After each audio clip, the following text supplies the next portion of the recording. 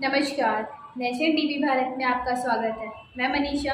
आइए बढ़ते हैं आज की ताज़ा खबरों की ओर।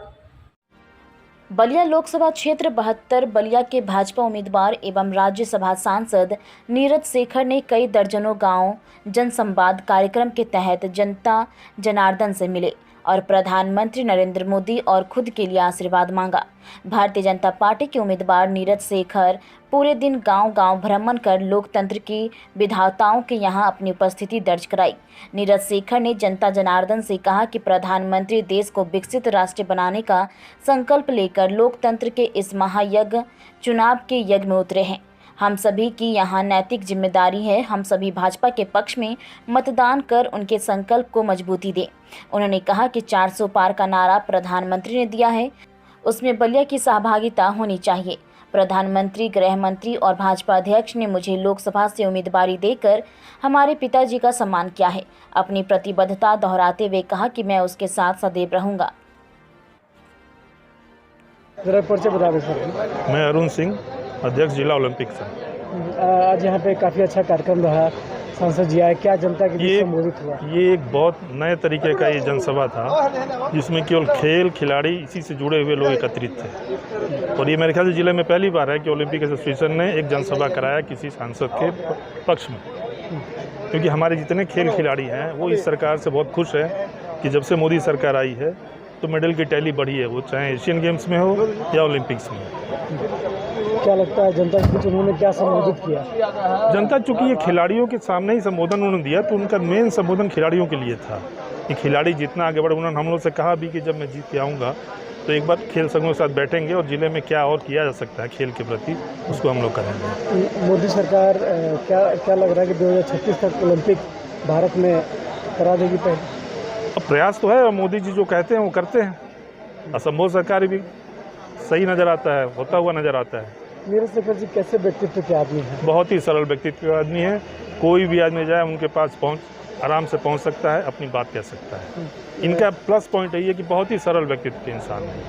अच्छा, बात की जाए राजनीतिक क्षेत्र की तो विपक्ष के जो सनातन पांडे जी हैं, सपा के, उनका कहना है कि बीजेपी 400 को पार बता रही है, ऐसा कुछ नहीं है।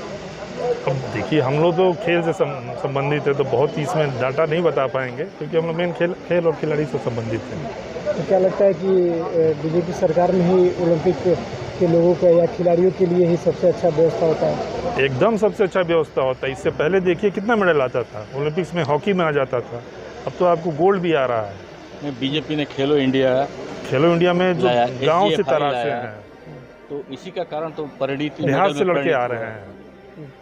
तो सरकार काम कर रही है। क्या रहेगा रिजल्ट 4 तारीख? अब हम लोग तो यही चाहते हैं कि भाई नीरज शेखर निकले, बीजेपी के एक सीट बढ़े यहाँ से। जो वादा उन्होंने किया है, क्या वो उस वादे पे खड़े उतरेंगे अगर मौका मिल गया तो? नीरज शेखर चुनाव के बीच देखिए खड़े उतरेंगे कि नहीं, लेकिन उनको उतरना चाहिए।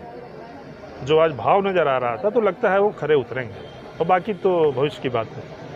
धन्यवाद। थैंक यू जी। अपना एक नाम और परिचय बता दें। भोला सिंह बघेल, क्षेत्रीय उपाध्यक्ष किसान मोर्चा गोरखपुर क्षेत्र। अभी यहाँ पे किस तरह का कार्यक्रम का आयोजन किया गया था? अभी बलिया लोकसभा 72 के लोकप्रिय सांसद प्रत्याशी माननीय नीरज शेखर जी का जनसंवाद का कार्यक्रम श्री राम जानकी मंदिर, ओड़ी पाकर, तारनपुर और मालदेपुर का।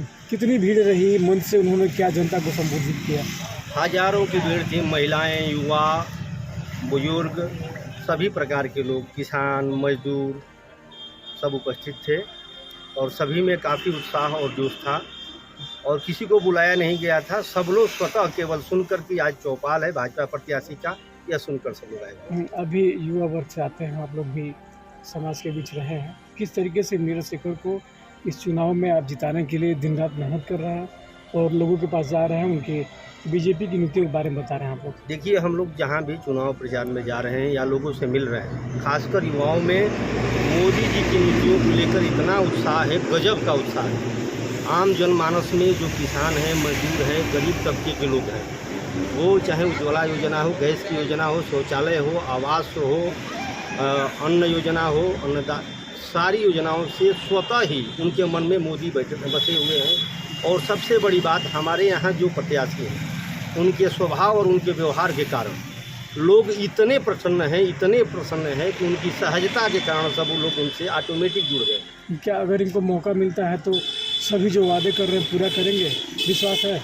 हम लोगों को तो ये लग रहा है कि अगर ये बलिया से सांसद तो बन के जा ही रहे हैं, जैसा उम्मीद है हम लोगों की यह इस बार मोदी सरकार के मंत्रिमंडल में शामिल है और इनका जो विचार है बलिया को लेकर, इनकी जो थीम है, यह निश्चित रूप से बलिया विकास का एक नया आयाम लिखेगा। 4 तारीख को क्या रिजल्ट रहेगा? 4 तारीख को 1.5 लाख मतों से ज़्यादा से नीरज शेखर विजयी होंगे। मुझसे बात करने के लिए धन्यवाद आपका।